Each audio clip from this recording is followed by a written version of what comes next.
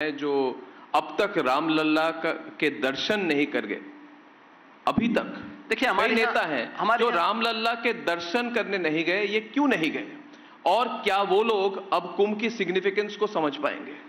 देखिए हमारे यहां बाध्यकारी नहीं है, यही तो हमारी महानता है।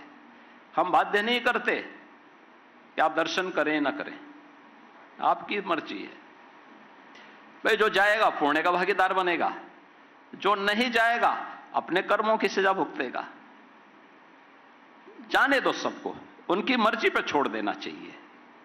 और मुझे लगता है इतनी स्वतंत्रता सनातन धर्म ही दे सकता है, दुनिया के अंदर कोई मत और मजहब नहीं दे सकता। मगर वो अब तक रामलला के दर्शन करने क्यों नहीं गए? क्योंकि नैतिक रूप से इतना साहस ही नहीं है। नैतिक रूप से साहस नहीं है, एकदम नहीं है। इन्होंने अयोध्या के साथ क्या व्यवहार किया था?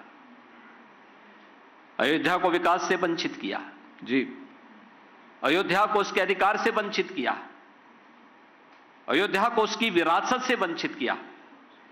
तो ये तो विरासत के तो विरोधी हैं ही, विकास के भी विरोधी हैं। जिन्होंने अयोध्या के वासियों के साथ सौतेला व्यवहार किया है, उनको नैतिक रूप से अयोध्या जाने का कोई अधिकार नहीं। जो नैतिक रूप से परिपक्व होगा वही अयोध्या जा पाएगा। योगी जी, आपको याद होगा, और जब मैं आपसे मिलता हूं मैं थोड़ी सी लिबर्टी लेता हूं, खुलकर बात पूछ लेता हूं। 3 साल पहले आपसे मुलाकात हुई थी, अयोध्या सरयू के तट पर इंटरव्यू किया था आपके साथ मैंने, और आपने उस बार बुलडोजर की बात कही थी और एक तरह से खलबली मच गई थी उस समय। और मुझे भी तब पता नहीं था कि बुलडोजर शब्द से इतनी खलबली मचती है, मगर एक तरह से लगा कि इलेक्ट्रिसिटी आ गई ऑडियंस में, मुझे नहीं पता था। उस दिन मैंने देखा तो सरयू तट पर जब इंटरव्यू किया था, अपने बुलडोजर पर खुलकर बात की थी। और योगी जी, मैं आपके करियर, आपके पर्सनैलिटी और आप जो बात कहते हैं उसको बहुत क्लोजली फॉलो करता हूं। मुझे नहीं लगता कि आप ऐसे ही बोल देते हैं। लोग कहते हैं Yogi ji spur of the moment में बोलते हैं, मैं कहता हूं कि योगी जी हर वक्त सोच के बोलते हैं। जैसे विधानसभा के अंदर जब आपने कहा कि माफिया को मिट्टी में मिला देंगे, तब आपने किया भी, और जो आप कहते हैं आप करते भी हैं। आप डायरेक्टली बात करते हैं और डायरेक्टली करते भी हैं। और फिर आपने कहा बटेंगे तो कटेंगे, नेक रहेंगे, एक रहेंगे तो नेक रहेंगे। आपको क्लोजली फॉलो करता हूं। आपने संभल की बात की, मैंने भी संभल में कई सारे रिपोर्टर भेजे थे। आपका पूरा अप्रोच है हिंदू एकता, राष्ट्रीय एकता। और मेरा इशारा नहीं, मेरा सवाल संभल को लेकर है।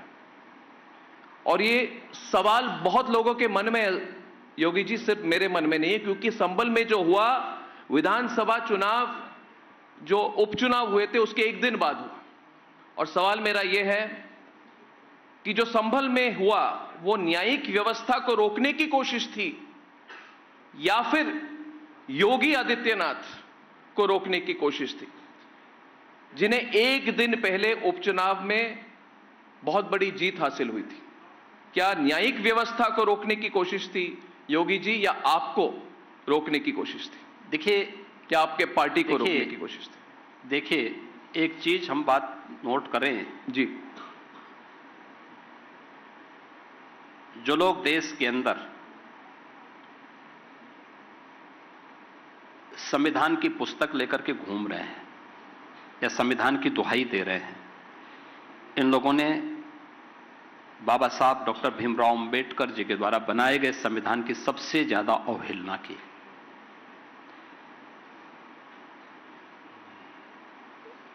बाबा साहब भीमराव अंबेडकर जी ने 26 नवंबर 1949 को जो संविधान का ड्राफ्ट तैयार करके संविधान सभा को सौंपा था, जैसे 26 जनवरी 1950 को भारत ने पूरे देश के अंदर लागू किया, पूरे देश यानी लागू किया जिस संविधान को जी, उस संविधान में कहीं भी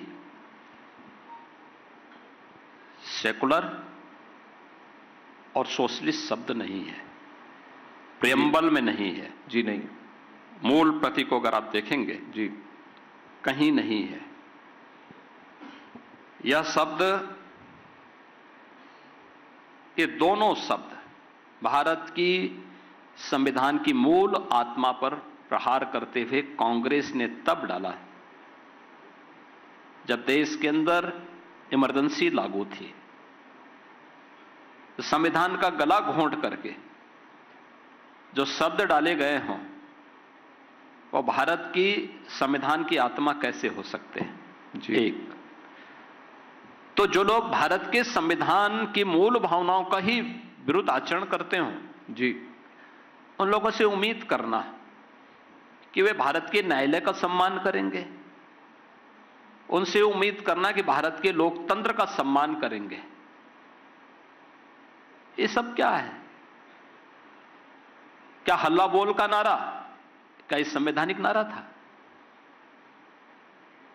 ये लूट खसोट करना, तोड़ फोड़ करना, बेटियों की सुरक्षा के साथ खिलवाड़ करना, व्यापारियों की सुरक्षा पे सेंध लगाना, क्या ये संवैधानिक था? क्या यही तो होता था समाजवादी पार्टी की सरकार के समय?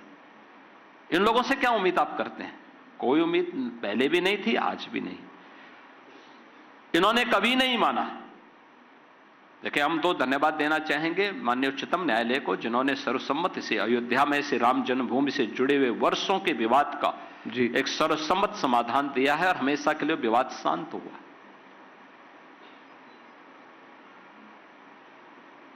वहां पर सर्वे का आदेश भी संभल में माननीय न्यायालय ने दिया।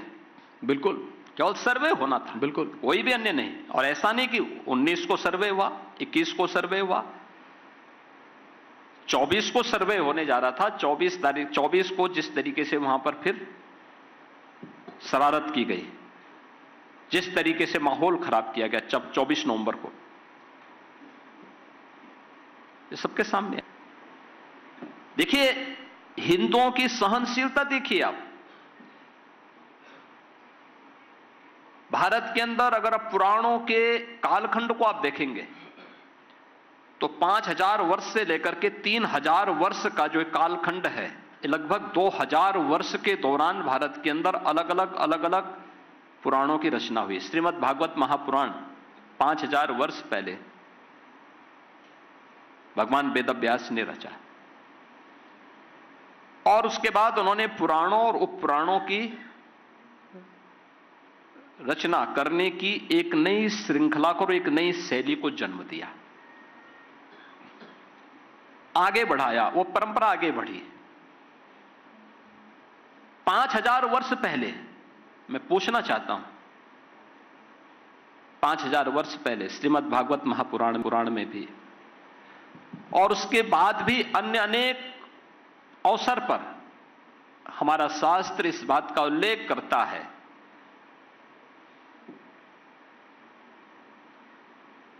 कि संभल में श्री हरि विष्णु का 10वां अवतार कल्कि के रूप में अवतरित होगा। तिथि इस पहले से तय है, ये सब कुछ पहले से उल्लेख है। मैं किसी मत और मजहब के खिलाफ नहीं हूं।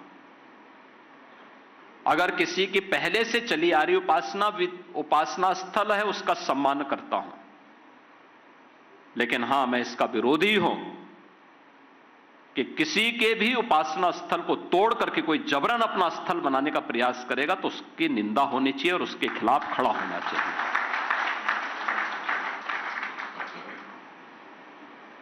उसके खिलाफ समुदाय को, समाज को खड़ा होना चाहिए। जो अपनी आने वाली पीढ़ी के भविष्य को उज्जवल बनाना चाहता है, उन सबको खड़ा होना चाहिए, बोलना चाहिए।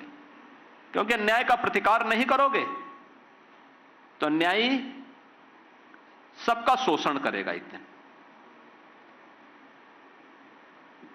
संभल के बारे में सारी चीजें पहले से तय हैं। आज आप देख रहे होंगे कैसे एक एक करके वहां पर संभल का इस्लामीकरण हुआ, कैसे वहां पर पूरी तरह एक एक चिन्ह नष्ट किए गए। विरासत से, सनातन धर्म की विरासत से जुड़े हुए स्थलों को कैसे नष्ट किया गया, ताला बंद कर दिया गया, कुएं पाट दिए गए, बावड़ियां पाट करके घर बना दिए गए, सब कुछ कर दिया, कंक्रीट लगा दी गई और लगातार वहां दंगे होते थे। कोई सरकारें नहीं बोलती थी। 1947 से लेकर के 2017 के पहले तक 209 हिंदुओं की हत्या हुई, 1976 में 8 हिंदू निर्मम रूप से मारे गए और 1978 में 184 हिंदुओं की सामूहिक हत्या हुई। एक भी दरिंदे के खिलाफ कार्रवाई नहीं हुई, एक के खिलाफ भी कार्रवाई नहीं हुई। और उसके बाद भी लोग शांति के पैगाम लेकर के घूमते हैं। यानी गरीबों के घर उजाड़ोगे, हिंदू बेटी और हिंदू बहनों की सुरक्षा में सेंध लगाओगे और तब भी शांति का पैगाम लेके घूम रहे हो। हिंदू व्यापारियों के प्रतिष्ठानों पे कब्जा करोगे, हिंदू धर्मस्थलों को नष्ट करोगे और तब भी शांति के पैगाम के दूत बनकर के घूमते हो। इस चेहरे को उजागर किया जाना चाहिए और सबके सामने चीजें आनी चाहिए। अगर कोई दरिंदा है तो उस दरिंदे को सार्वजनिक रूप से जनता के सामने खड़ा किया जाना चाहिए। और संभल में भी कहीं ना कहीं ये अलग अलग कालखंड में हुआ था। याद रखना, आईने अकबरी में इस बात का उल्लेख है। मीर बाकी ने, यानी मैंने पुराणों की बात तो कही जी, ये तो आईने अकबरी हमने नहीं लिखी, ये अकबर के समय का ग्रंथ है। बाबर की खानदान का या उनका एक नया शासक था, उसने इस बात का उल्लेख किया कि 1526 में मीर बाकी, ये वही दरिंदा है जिसने अयोध्या में राम जन्मभूमि के मंदिर को अपवित्र किया था 1528 में। और 1526 में संभल में श्रीहरि विष्णु के 10वें अवतार से जुड़ा हुआ श्रीहरि का जो मंदिर है, उस मंदिर को तोड़ करके उसके ऊपर एक मस्जिद नुमा ढांचा खड़ा करने का काम किया था। मैं पूछना चाहता हूं, इनके पास 500 वर्षों से अधिक का इतिहास नहीं, और मैं कहता हूं मेरे पास 5000 वर्ष से पुराना इतिहास है। मैं प्रमाण दे रहा हूं। प्रमाणों की चर्चा होती है तो क्या इस पे चर्चा करेंगे? नाना ধরনের কন্টেন্ট দেখার জন্য লাইক করুন, শেয়ার করুন আমাদের ফেসবুক পেজ, সাবস্ক্রাইব করুন আমাদের ইউটিউব চ্যানেল। পাশাপাশি অন্যান্য ব্রেকিং নিউজের জন্য অবশ্যই চোখ রাখুন রিপাবলিক বাংলায়।